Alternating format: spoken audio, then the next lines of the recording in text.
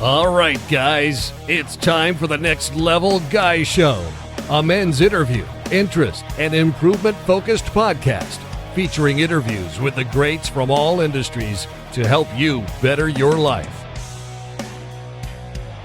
Each week, a new episode features an interview with one of the greats, covering all aspects of their story, from life hacks to tips and protocols that have allowed them to live life on the next level.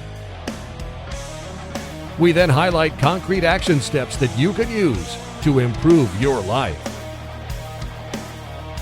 And now, your host, Ian Dawson Mackay.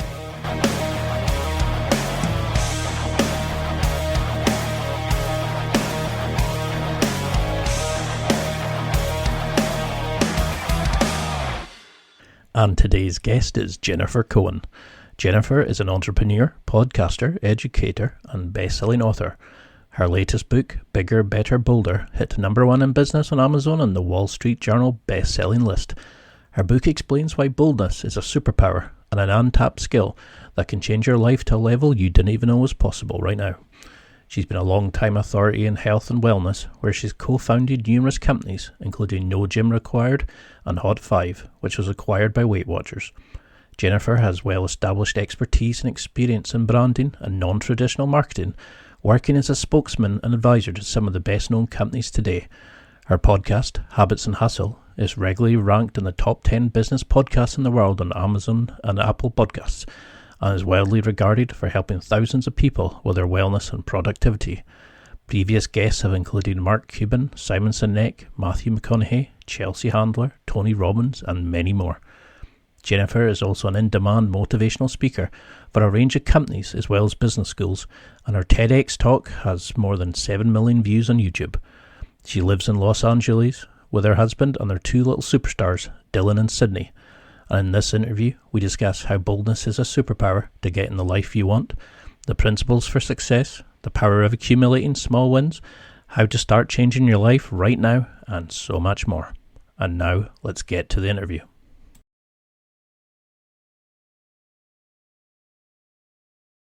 Well, thank you so much for coming on. Now, if you had 30 seconds between a lift floor to introduce yourself, what would you say to somebody if you had to explain who you were and why you're so well known?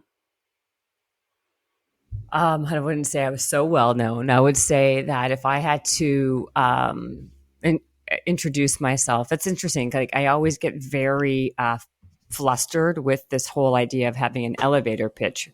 Because if you need to kind of explain who you are in, let's say, 10 seconds or less, or people don't know, you lose people's attention.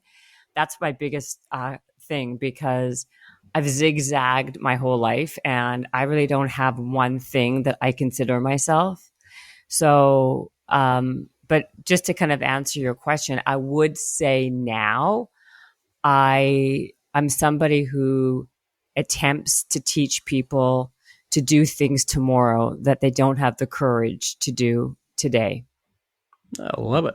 Now, you've recently brought out your brand new book. Yes. I started reading it and I love the way that you write like Brian Tracy, a lot of like short snippet, paragraphs, very thought-provoking questions. You really make people think, well, why not me? Why not? Can I do these sorts of things? Why did you pick boldness, though? Because you mentioned in the book about how you met a certain Mr. Reeves, and that was your sort of awakening to boldness. Do you think that was the moment you thought boldness was a superpower? Yes. Well, it's funny. I think boldness is a superpower, but it's one of the superpowers that anybody could get good at, right? So it's a superpower that everybody can have and do. And why I picked boldness is because I believe that boldness is the secret sauce to success. Boldness is way more important than how intelligent you are or how much experience you have. It's really about just having the courage, I guess, and the bravery for 10 seconds to do that thing, or to do what you like, to say something, to ask for something, to move the needle a little bit. And in my experiences, my own life, people I've spoken to in my podcast and everything else, the through line that I feel that people have for true success is being bold, not overthinking, just acting, and, we kind of get in our own way a lot of times. And if we can kind of figure out a way to not do those things and kind of act in boldness, the world opens up to us in so many ways. Because you do mention in the book about how a lot of people are stuck on their own, their own life, but it's been set by somebody else, parents, by culture, by just societal demands. So Yes. how do you find people get their own independence? Because you actually mention in there about it. You went and plagued an Olive Garden manager for a job, and you wouldn't settle for no. You just kept going and going until you got the decision you wanted.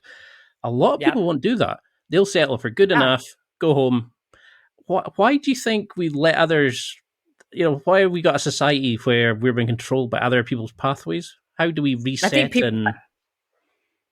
well, I think that it's basically what you said is the reason why I've had success, right? Because most people don't even try, right? Like the idea is, and if most people don't even try, almost nobody tries twice. So if you're somebody who put yourself out there, 2 or 3 times, just in terms of sheer numbers, you're going to win, right? So that in itself is not because of any kind of hidden talent, any hidden specialness. It's just the fact that, like, if you are somebody who just makes the attempts and puts yourself out there, your chances of success are that much greater. That's the first part. The second part, I guess, that is actually the answer to that, right? Like, I think that it's a question of just doing versus other people who don't. And I think most of us don't do it because we are so afraid of failing and what people and what other people might think of us, or self-doubt. And at the end of the day, number one, no one cares enough to be even paying attention to you that long. So if that's one of your reasons for not attempting, you should eliminate that right away. The second thing is the self-doubt thing. The way to kind of get over self-doubt is to actually do things that create confidence within you. And that is through doing things, right? Like you don't just become confident because you want to be or because you visualize. Visualization is not the answer. It's actually doing something. It's hard work. It's following through with what your intentions are, what you want to do. Those things build true confidence and self-esteem to propel you to do a bold move. So these are all steps. Like, to me, when you asked me earlier about why the word boldness, because to me it's all about being bold first, right? Everything else follows. If you're bold enough to try something, that compounds over time, and the accumulation creates self-confidence to know that you can try, and if you fail, it doesn't matter, you can get back up again. And if you succeed, even better.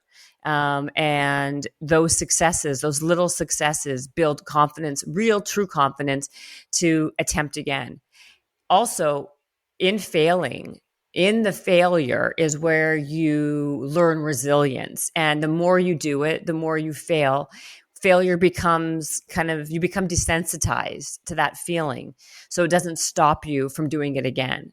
So in my book, I talk about this idea of this whole 10% target, which is making 10 attempts at whatever it is you want most. And the idea behind that is twofold. First is you, like I said earlier, you putting yourself out there and making more than one attempt puts you so much further ahead of everyone else, because most people don't even make any attempts. The second thing, it's teaching you and building your resilience, right? Because if you fail, right, once, and you know you're going to fail, you got to get back up to try 9 more times. In that process, it becomes you become desensitized, and it doesn't sting as much, right? With anything in life, right? Like, the more you hear the word no, it doesn't bother you as much to kind of get no again, right? But it's like the first time is always the hardest. It's the most shocking. It's the most difficult. Then eventually It becomes it becomes very much like part of the process. So that's why I believe that people need to work this 10% target to get comfortable with failure, to learn how to be more resilient, and to try to get the things that they really want. And that's the purpose of the book, really. So why not good enough? Like, because you were in the book, you talk the story about when you were called average at best at school and how that lit this fire under you to prove everybody wrong and be this badass and, write the books and do all the amazing stuff you've done. How do we get people to find their own tipping point? Because a lot of people will sit and suffer a crappy job, will sit and suffer in a crappy relationship because it's not that painful enough yet. How do you motivate that? Because I turned 40 recently, and you realize you're very, very close. You're the second half of your life, shall we say, the memento mori. You realize you're going to die. How do you make people realize, do it now, or you're suddenly going to live with regret? Because you mentioned in the book how rejection is much easier to recover from than regret. That blew me. I love that. But how do we make people realize you can't live in a pub? There's so much. You can't. Well, you know what? You can take a horse to water, but you can't make it drink, right? People always ask me questions like, well, how do you find motivation? Or how do you get somebody to do A, B, or C, right? And the truth is, hard truth really is, I can't. If you, the person, you, the reader, aren't interested in doing it, there's only so much I can do to motivate you beyond a certain point, right? So everybody has their own reasons of why, number one. And number two, there are people who are okay with living okay. And then this book isn't for you. And this life that I'm trying to help you build is not really geared to you, right? This is something that's geared to people who have enough self-awareness in what they're in their life to realize where they're not living fully, where they're not feeling satisfied, where they feel like the good enough, as we just said, is not good enough, and they're sick and tired of it, and they want to chase the life they actually want and not just take the life that they got. And that's where that's what it really it boils down to. Like, do you want to chase the life that you actually want? Or are you okay accepting and acquiescing to whatever life gives you? I personally wasn't okay and not ever will be okay with just accepting, it's fine. To me, that's like, to your point, we go around this world one time. And when you're turning 40, 50, whatever it is, and you have that moment and you realize like, oh my gosh, like this is it, right? That's the time when you should be like, okay, you know what? Like I want more. How do I get more? This is really how. And I guess the good news is that, the roadmap to get there is very simple, and anybody can do it, and it's quite easy. You don't have to be someone who was born bold. It's a fallacy and a myth to believe that you have to, either you're born this way or you're not. Like, the reality and truth is anyone could become more bold if they want to be. And what it takes is practice. Like, if you want to get good at, soccer, football, Spanish, whatever it is that you're trying to like get good at, dancing, whatever, acrobatic, whatever. What do people do? They practice. They practice daily. They do little things over and over and over again to get better and better. And that's the same thing with being bold. You practice the skill of being bold. Boldness to me is a skill. You don't have, like I said, it's not a personality trait. Yeah, it could be. Some people are a little bit more bold than others naturally, but it's also a skill that you can really harness and get better and better at. And quite frankly, it's also one of those things where if you don't work it, like if you go to the gym and go to the gym twice, you're not going to be fit. You're not fit forever because you strength train twice. It's something that you have to do consistently and maintain it regularly. Just like being bold, you have to practice that muscle of boldness daily, or at least 3 times a week, right? You have to like practice it to get better at it and to strengthen it. And like I said, it's a muscle like anything else. You get better with doing these little things. And if you So, can't feel, if you're not, I was going to say, if you're not comfortable asking for the small things in life, then there's no way you're going to get comfortable asking for the big things in life. And at the end of the day, it is the squeaky wheel that gets the oil, and that is just the reality of it. because it's definitely a book that's needed, because so many people are happy just getting by, the meh, the good enough, whereas you're Mm-hmm. actually showing people how you can start chasing your dreams. But how do we know what's a bold action? What's a bold lifestyle look like? How do we know we're not going by ego, by fear, by, the old negative programming? How do you know that this is actually you're starting on your bold journey and making it a lifestyle? Well, I think the first part is knowing where you're uncomfortable, right? Wherever you're uncomfortable asking for something, that's where you should start, right?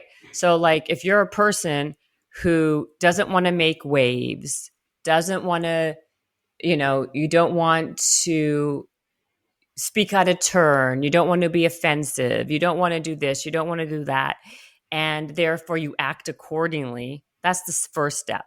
Like, I go out to, I say this in my TED talk and I get teased about it to this day, right? But like, when I go out to eat for dinner, when I go for a dinner, and like I use the menu as like a place where I see all the different ingredients that people have on the menu, like all the different ingredients the restaurant has. And so, like, I'll say, can I please get this instead of that? Can I substitute that? Can I get the dressing on the side? And sometimes, and if you're polite and nice, anyone will do anything if you're nice and polite, right? But a lot of my friends would be mortified, but yet then I get the meal that I want and they get the meal that they don't want. And then they wish they would have done what I did so then they can be happy, right? So that's the first step. It's like, you know what? Like, start small. Start like asking for the salad dressing on the side or extra whatever it is on your meal or whatever. Like, use the restaurant and the menu as a beginning point, right? Because like I said, if these are things that make you naturally uncomfortable, start standing up for yourself in small little ways, right? Like, maybe call the cell service provider and see if there's a better plan for your cell phone to save money. You can go to the local coffee shops and ask if there's any local discounts for people who live in the neighborhood. Like, people don't know what they don't know. And if you don't ask, you don't get. So if anything, just start asking for these little things that would make you uncomfortable or you would shy away from. And that builds your bold. And then once you see a return on that investment, like, oh, actually, look at that. They have a 10% discount, or like, look at that. I did get the salad dressing on the side and they did substitute that. Like, once you see that your ask actually comes to fruition, it kind of like gives you a little bit more like oomph to ask again. But how then do we take these actions from ad hoc actions to creating a bold lifestyle? Because I used to always say to people, if you're dealing with social anxiety, speak to the cashier. Yeah, how's your day? You don't need anything else, but there's your money. But build up and build up. Speak to everybody. Use it as an opportunity to be social. But in like Principle 6, you talk about how limbic friction occurs, how people are, your old programming wants to take back over, keep you in the comfort zone. How do we stop ourselves not getting pulled back? How do we start this? Is it just compounding the small wins, just pushing and pushing them, like you're saying, asking for the dressing to be removed, asking the cashier for something you don't need, but just a chance to be a bit more bold? Or how do we turn these from ad hoc actions into a newer version of us, more confident, a bigger comfort zone? Well, I think what happens a lot of times is that how we actually change the neuroplasticity in our brains, right, is by doing something over and over and over again, right? And that's the only way to do it. So you're asking me about limbic friction. It's 100% true, right? Because we'll always naturally gravitate to where we naturally feel most comfortable. But guess what? The more you do this type of bold action and bold move, that becomes your new comfort zone. That becomes your new normal if you do it enough times, right? Like the only way to build a habit or a new routine or a new ritual is to be doing it for enough time that it actually becomes it actually changes the way you act and your brain deals with it, right? So that's how I would say to do. You have to be able to do it enough. And that's why I say boldness is a muscle. It's not something that you do once or twice and then you're done for life. It's something that you have to consistently act upon over and over and over again. And that positive reinforcement comes from once you see the results of what you've put out there.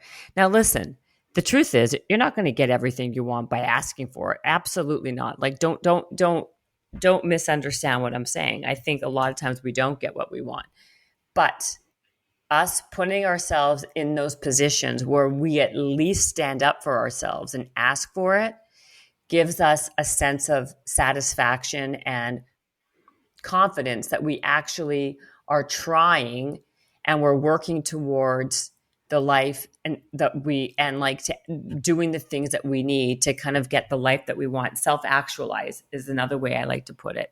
Like the reality is, when you mentioned this earlier, was I live by this principle of rejection versus regret. I would much rather be rejected in anything, give it a salad dressing, a date, a job, than not ever even attempting. The regret is way worse because rejection, it stings for a moment. Yeah, you're unhappy, you're upset, but it eventually subsides pretty quickly, right? And you forget about it. But regret lives with you forever, right? Regret, like you'll always think like, what if, what if I had tried that? What if I did do that? Like the what if, like they say that someone on their deathbed, the biggest regret that people have is that they didn't live their ideal self. They didn't live up to their potential. They didn't make an attempt to do and live the life that they actually wanted to. So I think about those moments all the time and think I'll go for anything.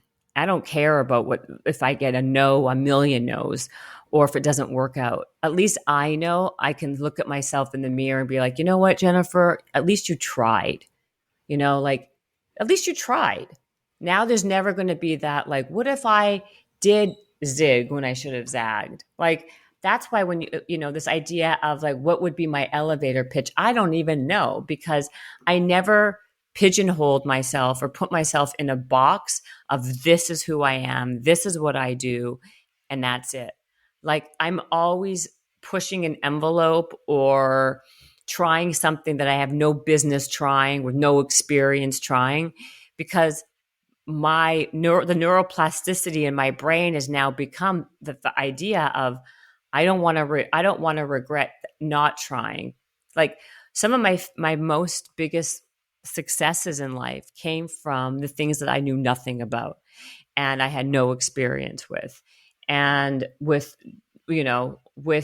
a bunch of no's piled on, right? And then one day, boom, all the dots connected to that being a success down the road because of all the people that said no to me. I met this one, I met that one. And then when it came my time to actually, have an opportunity, it came from those failures or non-opportunities, right? Because nothing ever is in vain, in my opinion, right? Like a lot of my contacts I've met have been because of things that didn't work out. but they came around later on in a way I never even expected, because I always led with curiosity and naivety.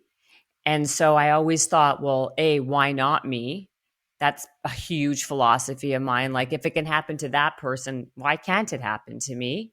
So I'm going to make an attempt, and asking a ton of questions, like always being interested. Being interested to me has always been way more important than being interesting. I'm always super curious about what people are doing, what they're doing, how they're doing it, what this is, what is that, because that's where opportunities really flourish. That's where you learn about things that you otherwise would never know about.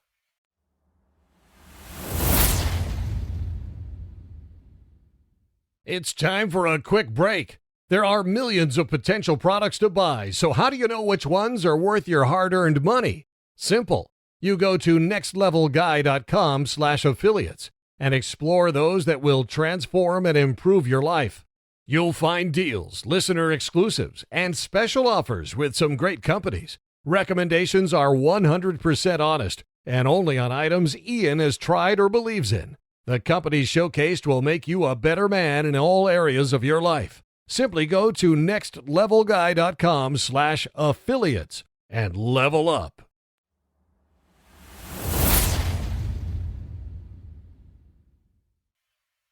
No, it's a fantastic answer, because I think that's the problem. Is a lot of people are sitting just now going, "Yeah, I'll try to be more bold. I'll try to do this. I'll try to do that." But how do you? Because normally I have a system. I want goal setting. I want data metrics that I'm going to review, all this kind of jazz. But in the book, you talk about almost it's better to be naive. Almost it's better to just go into it and and just go for it rather than analysis paralysis. And thinking about it.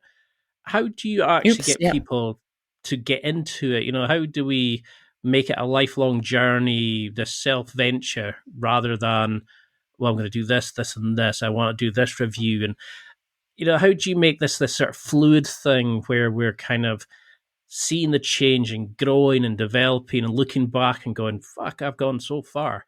This is what I'm now going to do, and just keep like you were doing, how you just kept, I wonder what happens if I push this. What happens if I do that? What happens if I ask the festival to use their camera to record for my premiere video? It's all these amazing things you did.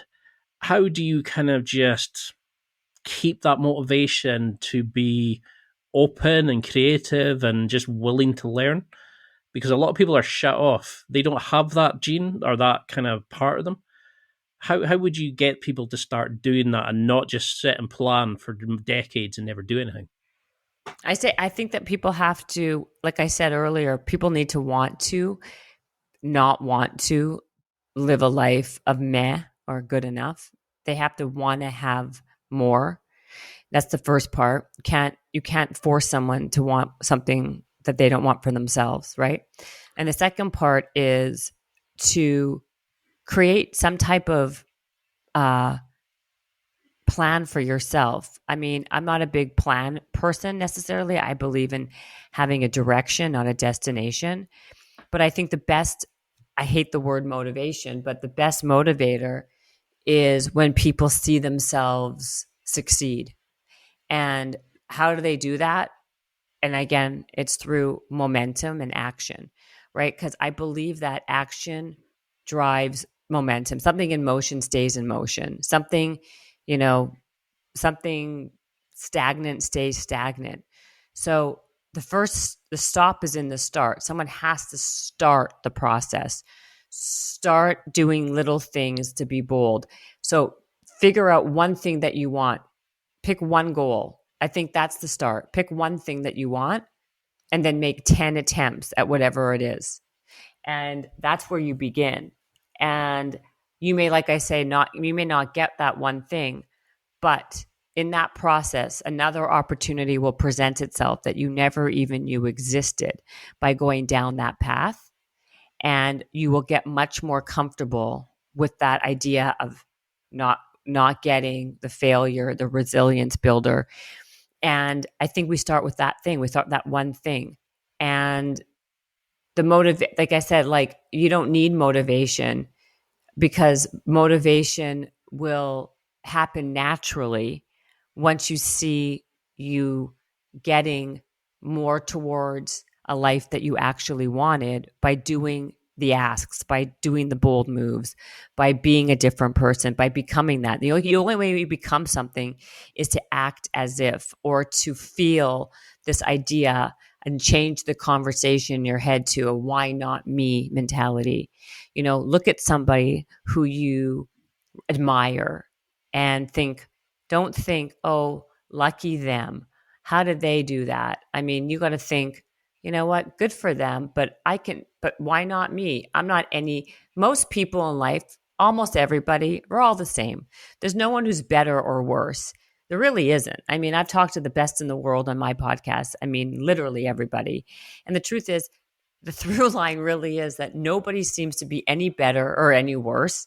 The only difference is some people believed in themselves more than others and just went for it over and over and over again, regardless of what the circumstances were. Really, you know what I mean? It wasn't because they necessarily had more money or more better looks or smarter.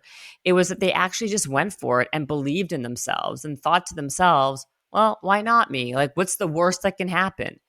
Like, it's the conversation in our brains that stop us from really living the life we really want, right?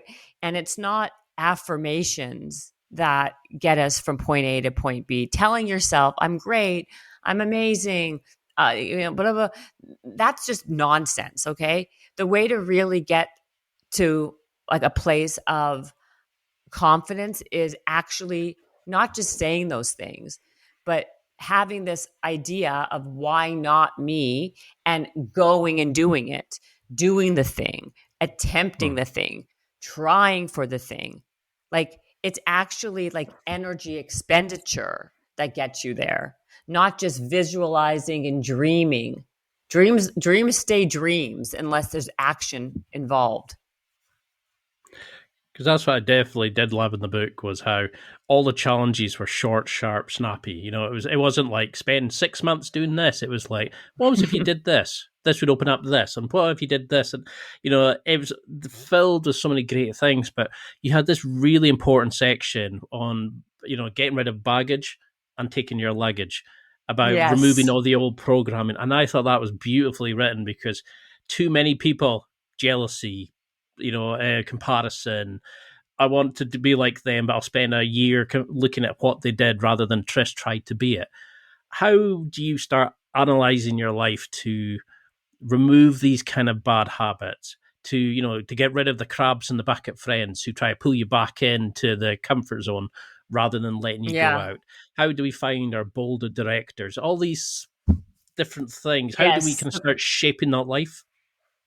Well, it's a good point, is because the truth of the matter is the bold of directors is a very important piece of this. Bold of directors, and what you're referring to for people who are listening, is the idea I write about, is that you have to create a bold of directors, people around you that want to see you succeed, or who are like-minded like you, who have the same goals of their life. They don't have to be the same goals as you, like specific, but who have the same mindset, growth mindset that you have, who want to see you win. Are you familiar with a saying called Schadenfreude?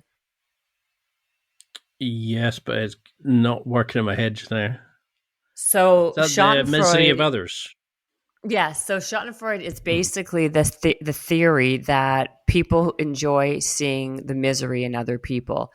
And quite frankly, I've done a lot of research on this, is, that's actually very common. And it's not even necessarily because people are mean natured by nature. It's because people project, if people want to be around other people who don't make them feel bad about their lives or themselves. So if you're having a bad situation happen to you, psychologically, it makes the other person feel better about themselves, right? So a lot of people, that's what they say, like, misery enjoys company, right? So this idea is to be around people who lift you up, who encourage you, who are, like I said, like-minded, who want to see you win, and you help each other get to where you need to be. And a lot of times people are telling other people about their big dream, telling small-minded people about their big dreams in life, which is a big mistake, because they will shoot you down because they can't see that for themselves. So they don't want you to pursue that. And it's subconscious a lot of times. So be careful of who you tell your dreams to. Be careful of who you surround yourself with, because these are the people that are going to either lift you or bring you down. We are a sum of the 5 people we are around the most. So when I talk about this bold of directors, it's about making sure, trying to find a group of people that help encourage and build you to get the courage, to get the confidence, or to attempt, or who help you with their contacts or whatever it is, to be the person, self-actualize. That's what it's about. So And you do say, this, I was going to say, like, say we had 6 weeks just now, and somebody listening was thinking, right, she's motivated me. I'm going to get a copy of the book. I'm going to go out there and smash this world. How do we start using the book then? Do we use these prompts as ways to look at life? Do we stop and kind of analyze a chapter and then try to improve that in our work? Then look at a relationship next. How do we start implementing this in our life?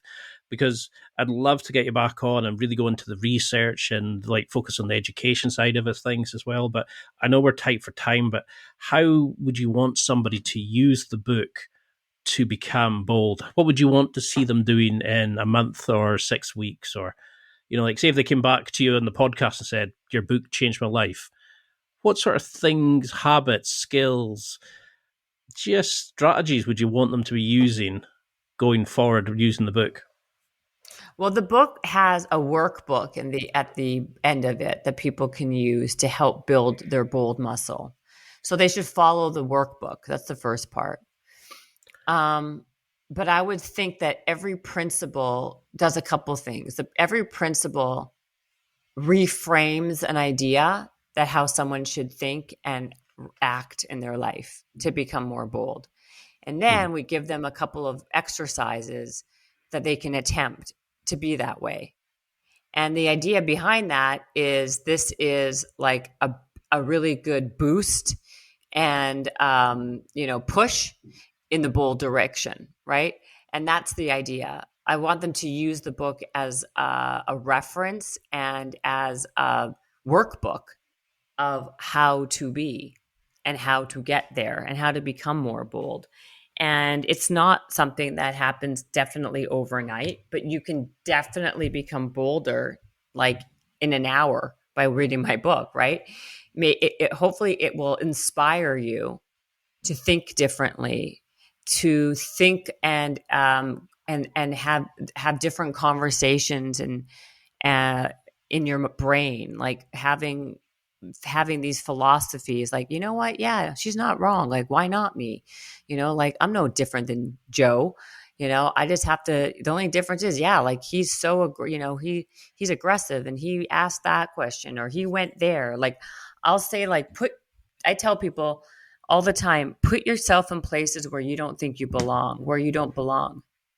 Do things that make you uncomfortable. All these things help expand your brain and notice and see the world a little bit different and not be so myopic. Because like I said, this is not rocket science. This is just me telling somebody I'm no better than you are, or you are, or you are. The only difference is I reframed ideologies and thoughts in my head, and then I acted accordingly. And I want everyone to do the same thing. Like, what's the worst that can happen? Why not you? Ask for the salad dressing on the side. Ask your self-service company if there's a cheaper plan after 5 years of being with them. Like, all these things accumulate and compound. Because that's what I love about the book. You just say straight out, anybody can do this. It doesn't matter where you are, your intelligence, your age. You can find a way of doing it, and it'll open up this. It's like a video game map. The more you do it, the more you get to explore and see in the world. And Yes. I, I love the way that in the book you just every page has a thought provoking sort of question or a task or a mission, and you kind of come back and go, yeah, why don't I do that? And before you know it, you're in. It's I think you call it bundling your bold by pulling it all together. And Bundling your bold. Yeah. uh, I love and I that you love. read the book. Oh, I have pages and pages of questions on each principle, and so I'd love to have you back on. But for this, what would you want us to remember about this? How would you want us to think of being bold, of having that bold lifestyle, what it can achieve? Because too many people are, nah, yeah, good enough. And now you're maybe getting people getting a bit more motivated to change. What would you want them to take from this going forward? I want them to take that, like, the idea is like, imagine living a life that you actually want to live versus living the life that you were given and acquiescing to what was available. Just because something was available isn't enough of a reason to just take that. The life is big, and there's a lot. The world is big, and the onus is on you to create the life and design and curate the life that you actually want in every way. And I will also like to say that people should take a look at their life, because a lot of times we can be very bold in one area and not so bold in another area.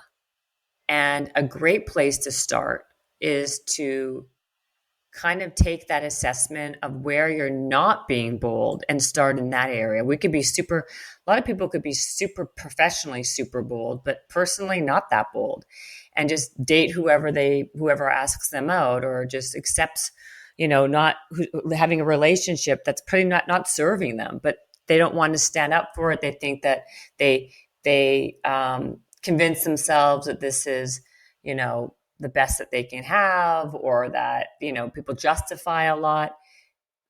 A lot of times it's not just in the professional, it can be in the personal. So pick an area and then work on being more bold in that specific area.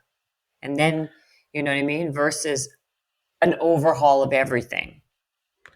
And in the book, you do mention I think it's your friend Grant who became more bold when he was in a relationship. Tamar, Jennifer Hudson, I think, is another great example. Who else do you think are good examples of being bold? Because I look at like Henry Cavill, who is leaving a franchise that he built, multi-million-pound franchise, because he doesn't like the way the show's not using the source material. Now he's going from different, like Superman off to The Witcher. Now he's potentially going to be James Bond, and he just seems to roll with it, but living life on his terms. The same like with Tom Hardy, for example.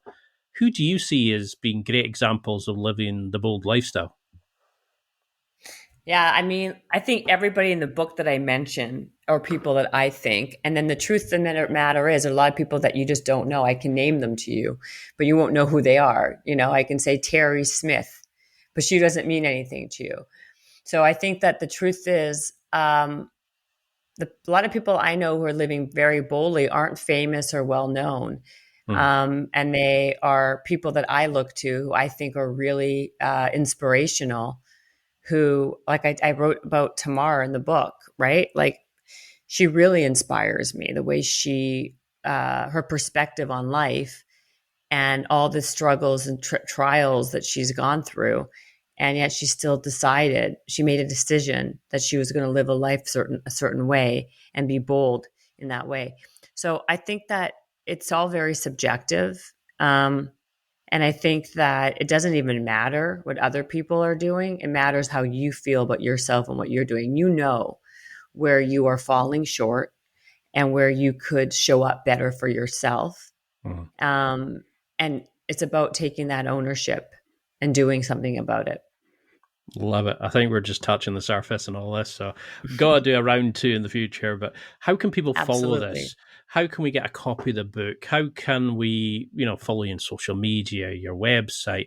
Because you're killing life. You're doing all these amazing things. How do we follow this journey you're on? You're so sweet.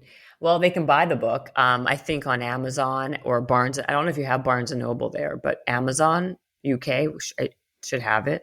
Do they? I'm sure. Yeah. They can listen to my podcast, Habits and Hustle. They could subscribe to my newsletter, which is free. Go to jennifercohen.com and get little bold. You can get little bold snippets of how to be more bold weekly with the newsletter. They can follow me on Instagram. I mean, all the things, you know what I mean? All the things.